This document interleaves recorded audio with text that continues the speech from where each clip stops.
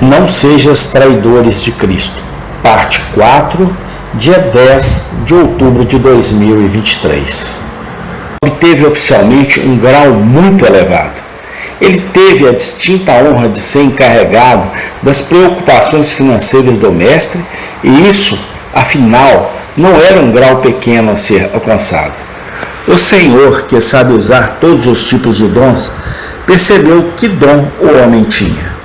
Ele sabia que a impetuosidade impensada de Pedro logo esvaziaria a bolsa e deixaria a empresa em grandes apuros.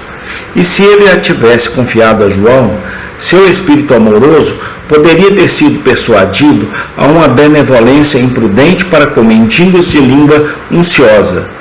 Ele pode até ter gasto o pouco dinheiro comprando caixas de alabastro cujos preciosos ungüentos deveriam ungir a cabeça do mestre.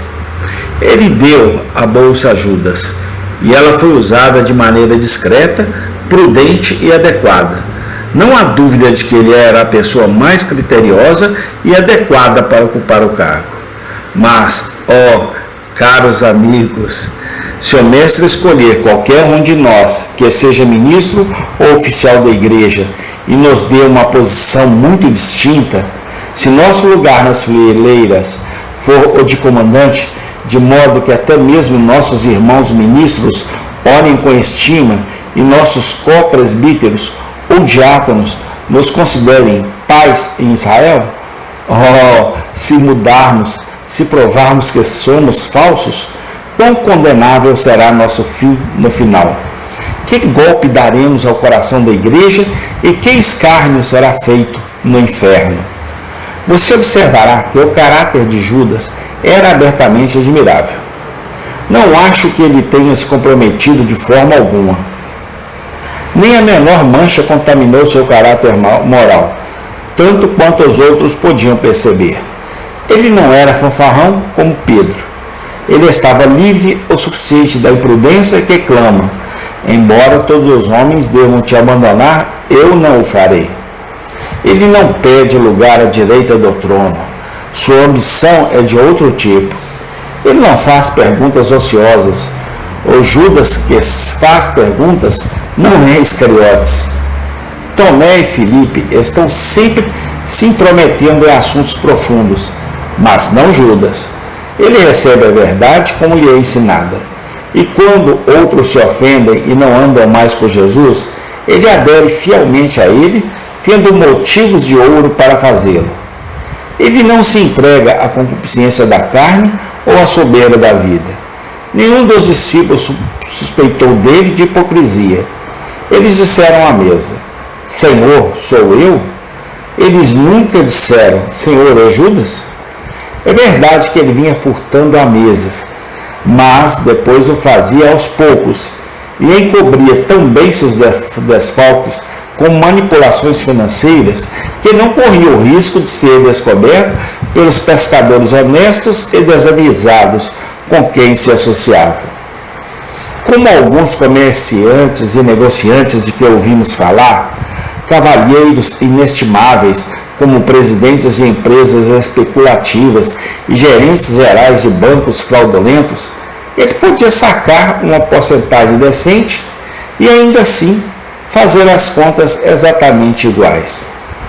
Os cavaleiros que souberam de Judas conseguem preparar as contas de maneira admirável para os acionistas, de modo a obter um rico baseado para sua própria mesa, sobre o qual eles, sem dúvida, suplicam a bênção divina.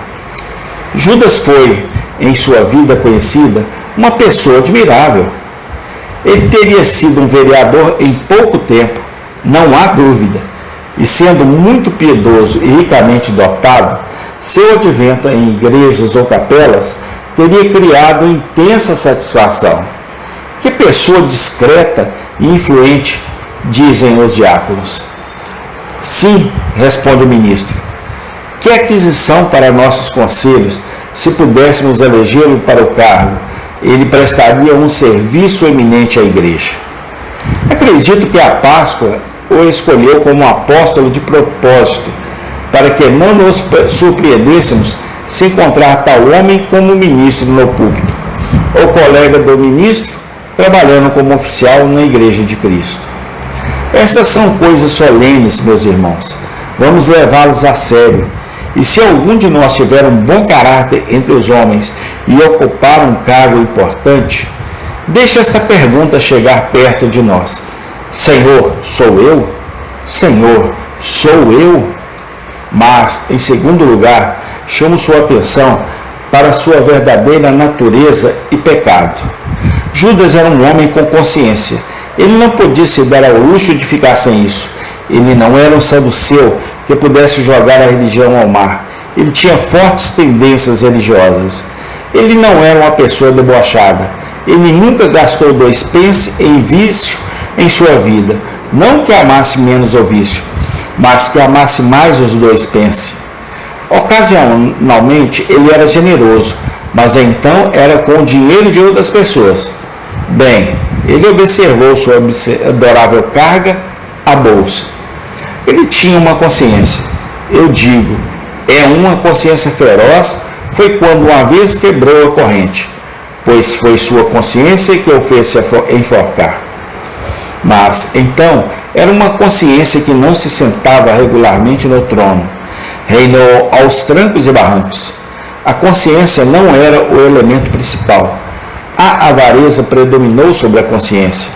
Ele conseguiria dinheiro se honestamente ele gostasse mais disso, mas se ele não conseguisse conscientemente, então de qualquer maneira no mundo. Ele era apenas um pequeno comerciante. Seus ganhos não eram grandes coisas, ou então ele não teria vendido Cristo por uma quantia tão pequena como aquela, 10 libras no exterior, de nosso dinheiro em seu valor atual, cerca de 3 ou 4 libras, como era naqueles dias. Foi um preço baixo para o mestre, mas um pouco de dinheiro era uma grande coisa para ele. Ele era pobre, ele se juntou a Cristo com a ideia de que logo seria proclamado rei dos judeus e que então se tornaria um nobre e rico.